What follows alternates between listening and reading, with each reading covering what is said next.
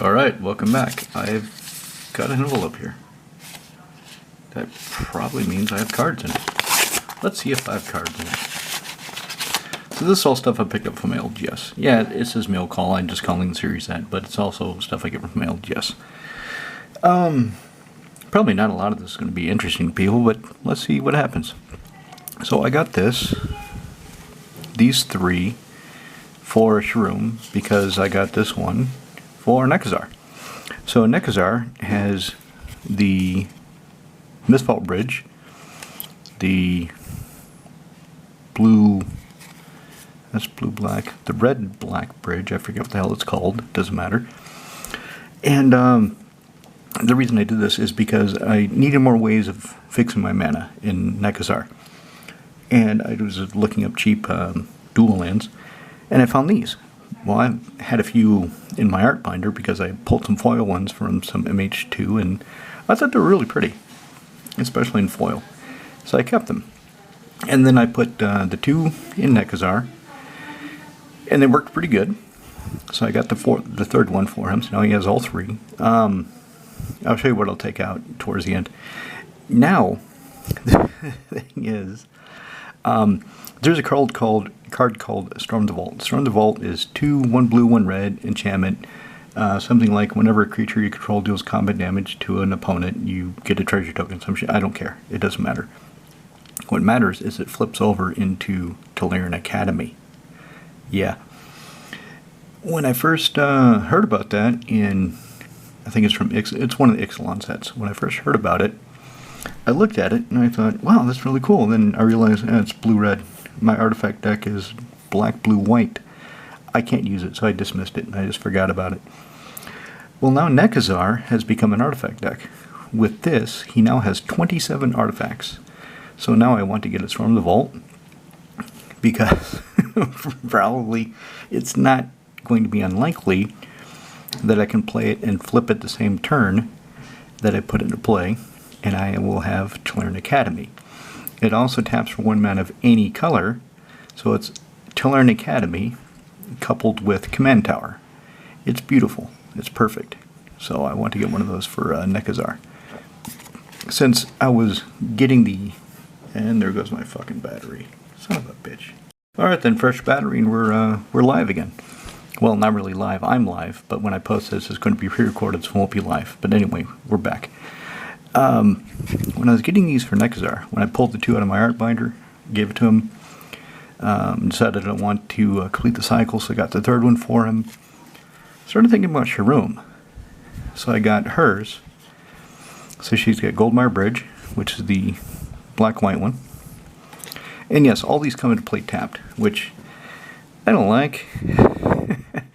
I'm trying to minimize the comes into play tap lands that I play, but they're indestructible, they're artifacts, and they provide 2 mana, a mana of 2 different colors, which, to me, all in all, mitigates the comes into play tapped consideration, especially when both Nekazar and Shroom are running Unwinding Clock, which during everybody else's untap step, I untap all my artifacts. Sweet. So, this is her blue-black, this is her blue-white, and what I'm going to do for her, actually I'll explain it when I take it out. Also, I ordered a Solemn Simulacrum. This guy was dirt cheap, €1. I believe Nekazar has a flat foundation Solemn Simulacrum, and whenever I can get a cheap foil to replace a flat card, I'm going to do it. So that's what I did. And then I got Flanze. I got 13 Flanze. Why did I get Flanze? Well, these I got for Avenger of Zendikar. Avenger of Zendikar, of course, is a 5 colorless green. I think he's a 4/7. When he comes into play, you get a 0/1 plant for every land you control. And thereafter, every land you play, all the plants get a +1/+1 counter. Or you may. You don't have to, but you may. Why wouldn't you do it? The problem is, and the reason I'm not playing Avengers into Car, is if I don't have cards to put counters on, it creates memory issues. This is why Edgar Markov, he's got card tokens. So I can put counters on them much easier. Let me show you why that is.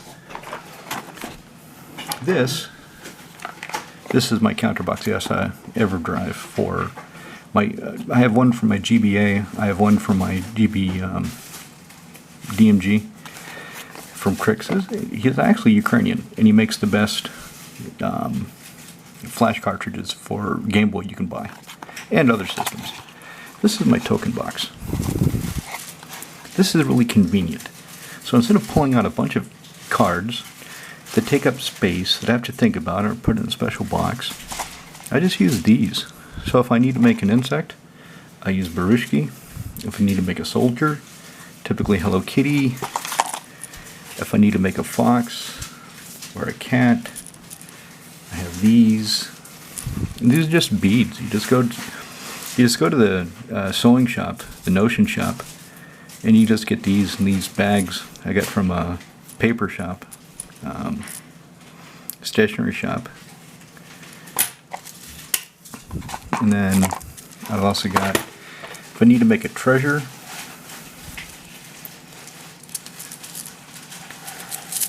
I've got these. These are coins the Czech Republic no longer uses.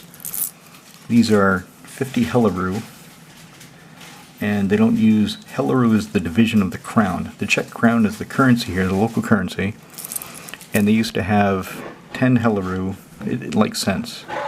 10 Helaru, 20, 50, and then they phased them out.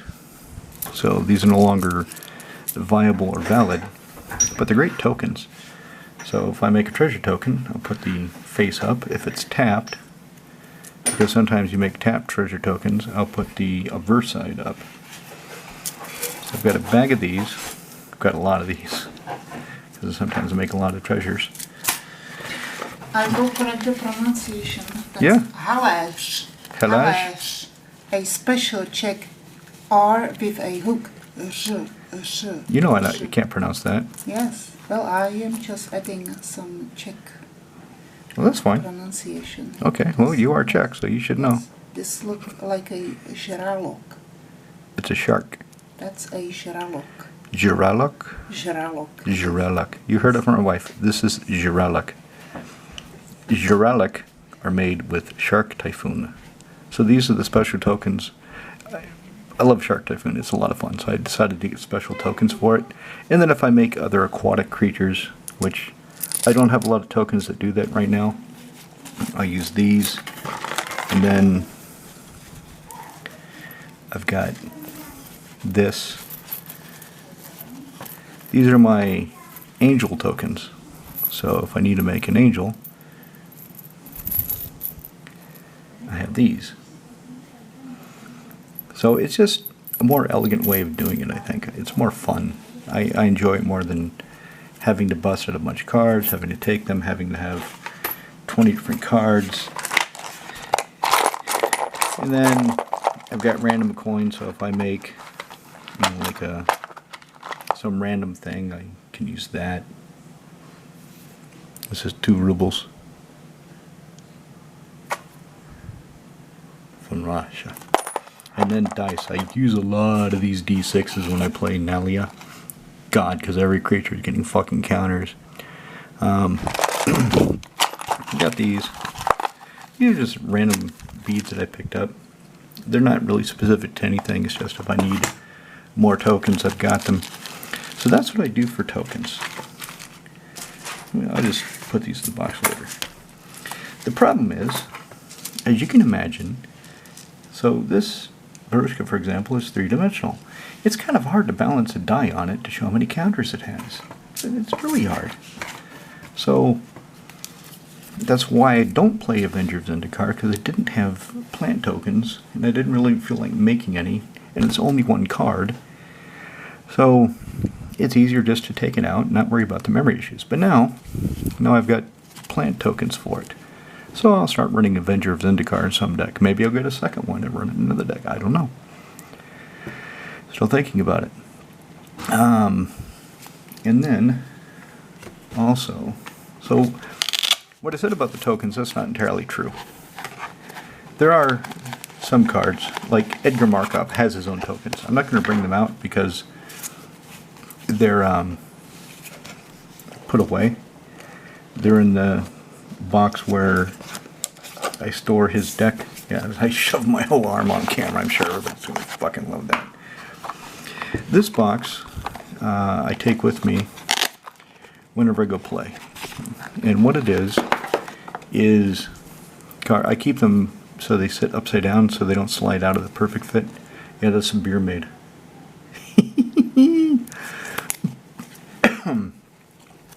So for my Lord of the Rings decks, these are cards, if a card isn't working in a game, or for example the ring goes south, I want to see how it works, but I'm not really arsed to slot it into one of either deck, so I haven't bothered.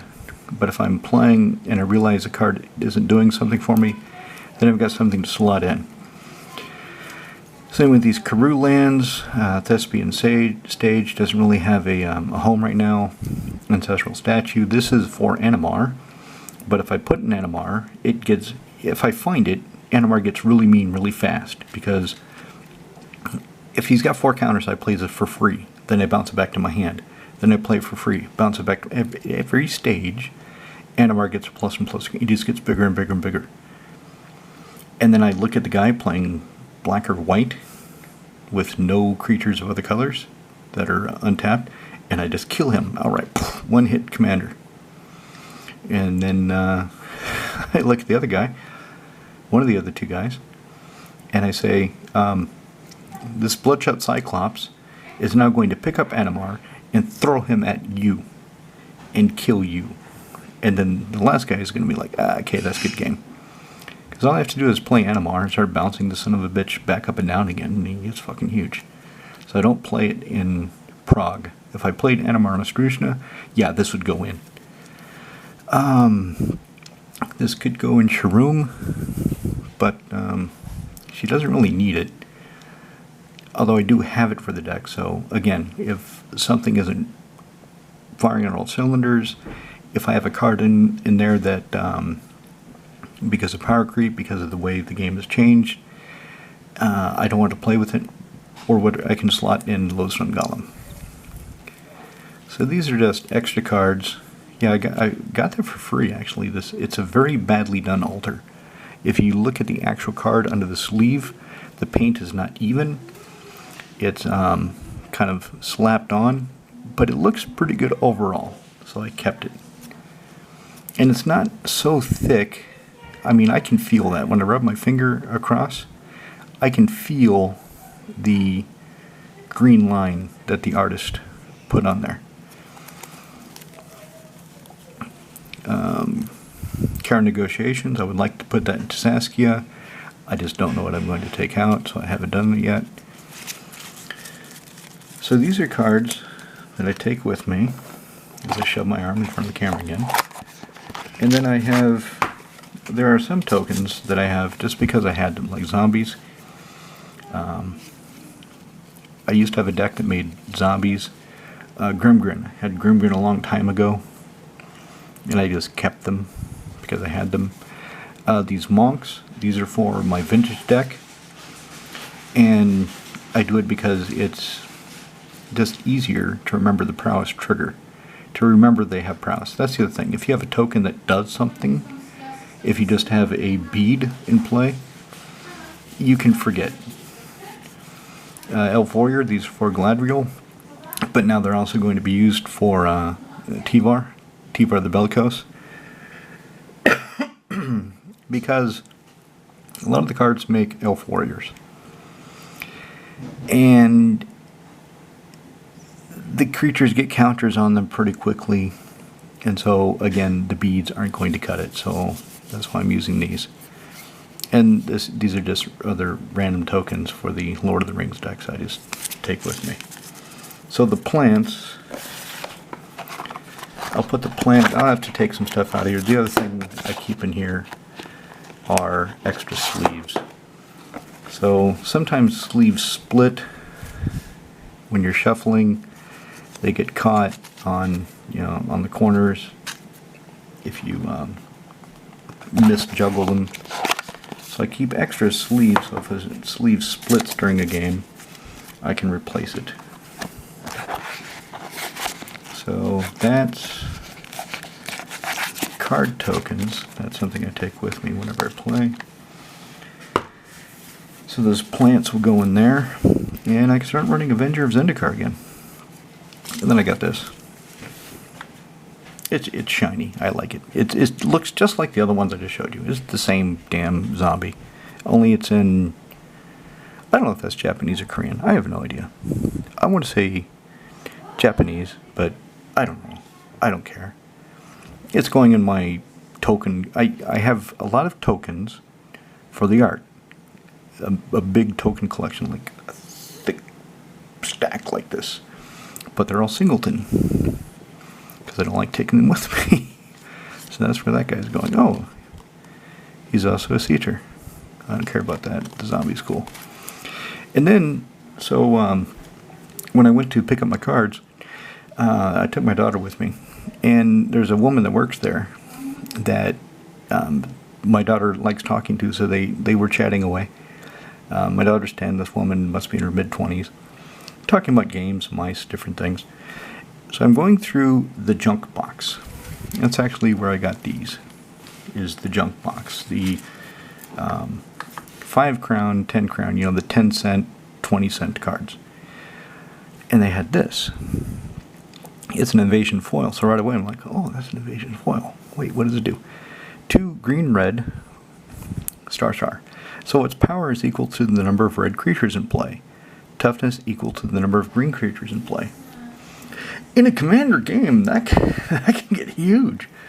If you're playing against the right guys, you're playing against the guy with a red deck and a guy with a green deck.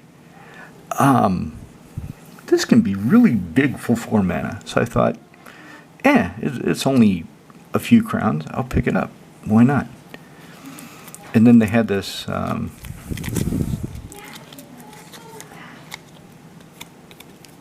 of got stuck. They had this Elder Land where I would like to have the Legends version, but I just want it for the art. And it's actually kind of nice to have the white border. Looks good on this card. Some cards the white border does not look good on. This one it does. This one it fits the card. And it's Quentin Hoover art. I just got this for the art. It's way overcosted. 7 mana, 4, triple white for a 5/5 trampler that cannot attack until it's blocked. Until it's blocked something. Fuck that. That's shitty, but it looks so cool. So this will go in the art binder. Same with this. I just look at the flowers down there under the wall. That's just beautiful to me. The way the purple flashes in the light because it's foil. So Amaranthine Wall 4 for a 0/6 defender, and I can spend 2 and make it indestructible. If I was going to build a wall deck, I'd put it in there, but it was cheap, so I just got it for the art. This card, so this is worth nothing financially. It looks really cool. I was drawn by the art, the way it looks like a demonic fairy in a way. So 2 and a blue for a 2/4 flyer. Right off the bat, that's not too bad. You can look at the top card of your library whenever you feel like it. Okay. At the beginning of every combat, you may show off the top card of your library. If you do, she becomes a copy of that card until end of turn, except she still is flying. Sorry, I just wanted to sip my beer. So that has potential. This is one of those cards that will be, I would put in just to be funny, just to see what it does. Obviously, you want to have something like Sensi's Divining Top or Sylvan Library, some way of manipulating the top of your library to get some effect out of it. So, if I'm playing blue-green, let's say, so no coming into play effects. But let's say I've got, what's something really cool? It fucking smashes people. Colonial Hydra. Let's say I've got Colonial Hydra on top of my library. Well, she would be a copy of Colonian Hydra, and if she's ready to attack, I would attack with a flying Colonian Hydra. She wouldn't double her counters because she wouldn't have any unless I put counters on her some other way. But she would double the number of counters on all the other creatures I have. Anyway, I just got it because it was cheap, it's foil, and it looks like it has potential. It looks like I could do something with it. Speaking of potential, I got this guy too. Now, if I'm looking at the top card of my library anyway, this is I thought this is kind of a combo. Obviously, it had to be some kind of blue-green deck. Maybe Muldrotha. So, she's in play, I can look at the top card of my library anytime. If he's in play, I can name a creature card if I already know what's up there. Actually, this guy would be good for Muldrotha, I think. In that case, reveal the top 4 cards of your library to all players. If any of those cards are the name card, put it in your hand, and the rest go in the bottom and go to your graveyard. So, thinking maybe I'll slide him in there, and her, they kind of go together. I don't know, just random thoughts from the junk box. And then, Glissa, the Tortoise. I wanted a Glissa the Trader for Tivar. Corvold has one, but she's really effective under his command. So I wanted to get Tivar his own. The problem is my LGS does not have any. At least they didn't have any on the website, but they had one in the junk box for 20 crowns, basically 90 euro cents. So this is the pre-release version done by Steve Argyle. And kind of the art, I don't know, there's just something weird about it. It doesn't really do that much for me. I like the original. Then they've got this other version of her that's weird, but maybe it'd be cool. Anyway, black, green, green for a 3/3 zombie elf. She has first strike and death touch. Yes. So, she does her damage first, and unless the blocking creature is indestructible, it just dies, it just croaks. And whenever a creature my opponents control die, I can return an artifact from a graveyard to my hand. So this is the other reason I wanted her in Tivar, is I've got Coat of Arms, Vanquisher's Banner, Null Rod. Nobody likes Null Rod except me, and they're going to get destroyed. So if I have her in play, all I have to do is kill one of my opponent's creatures, and I can get it back. I can put it back in my hand. So I thought that would work out pretty damn good. The other thing is I thought, okay, Null Rod says you cannot use any the activated abilities of artifacts as shut off. Static abilities, like Coat of Arms, Akroma's Memorial, those continue to function. Any tap abilities, such as excuse me, where'd they go? Any tap abilities, such as these, shut off. So if Null Rod is in play, these will not tap for mana. Cannot activate them. So, what if just to be really mean, I had Null Rod with Mycosynth Mycosynth is a 6 mana artifact. Everything else is an artifact. Everything. Graveyard, hand, library, in play, they're all artifacts. So if Null Rod is in play with Mycosynth, nobody can tap their lands for mana. Nobody can tap their creatures for mana. Nobody can activate any abilities. It just freezes the game. Basically, the creatures you have are what you have, and you're stuck. The only way to generate mana is if you have a Lotus Cobra in play, and you can play some lands.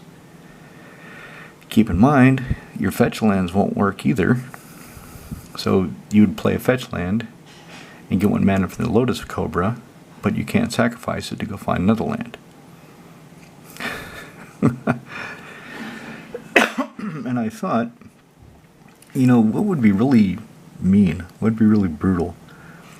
Play mono green with Mycosynth, Null Rod, Defiler of Vigor, and then a bunch of cards, a bunch of creatures that only have green mana symbols, that do not have any colorless or colored mana other than green.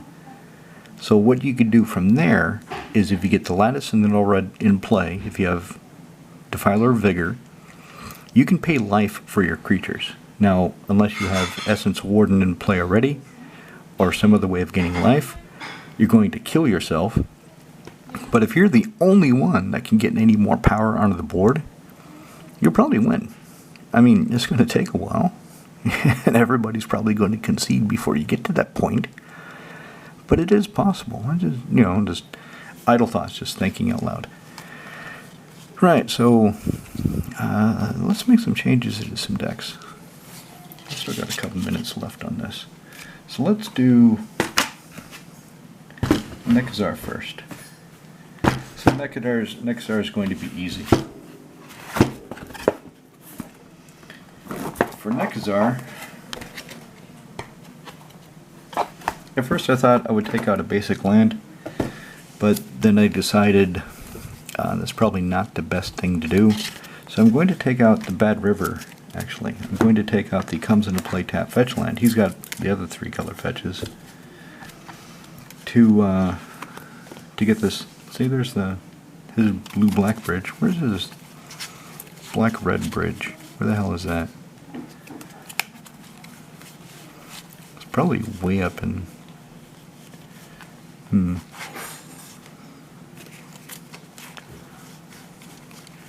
Of course, I shouldn't really bother with it. I mean, it's a foil common, so probably nobody wants to see a foil common from MH2, but now that I've started, I'm going, yeah, Dross Forge Bridge.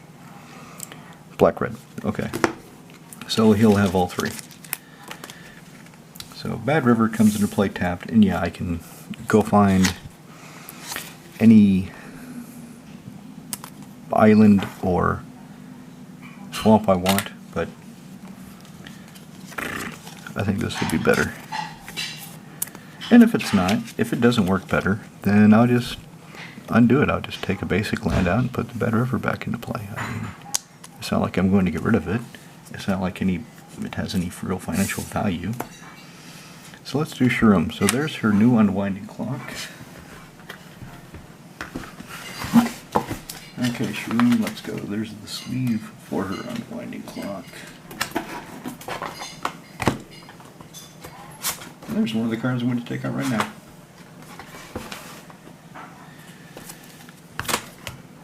So I took her Unwinding Clock out to give it to Nekazar because she is an Austrasian deck and I'm playing in Prague, and I wanted Nekazar to have his Unwinding Clock fast. So that will go somewhere else. Let's get Shroom's bridges. And what I'm taking out of Shroom are the original Mirrodin artifact lands. And the reason I'm doing that is it's become more and more apparent that putting out an artifact as a land, 1 land per turn, that can be easily blown up. I mean, pretty much every deck has artifact destruction. And people, oh look, Tony has 2 sources of blue. One of them is Seed of the Synod. Let me blow that up so he doesn't have the mana to counterspell my shit. And that's a fair play. I mean, it's the way I would think. Well, you're playing an artifact land that I can destroy. I'll just destroy it, just to slow you down. Blow up your 1 land. Where did that ancient den go? I just saw it. So anyway, putting in these tap lands is going to slow me down because they come into play tapped, obviously.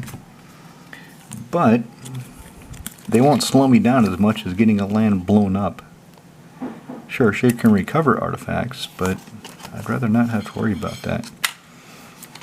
Plus, just like Nekazar, she has Unwinding Clock. So let's say I have Unwinding Clock in play and I play one of these. During my next opponent's turn, they will untap with all the other artifacts. So I think this will work out better. this feels kind of weird because I've had these Mirrodin artifact lands in this deck the whole time it's been together.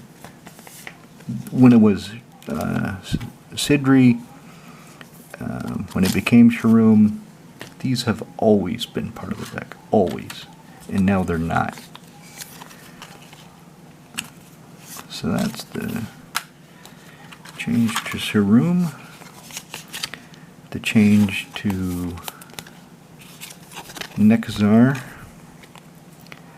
And as far as Glissa le Tratus, I don't know what I'm going to take out of Tivar for her. I really don't. I know I'm going to take out something, that's for damn sure. Because she'll bring my artifacts back when they get destroyed. Anyway, that's... I don't know what I'm going to do with this, but it has potential.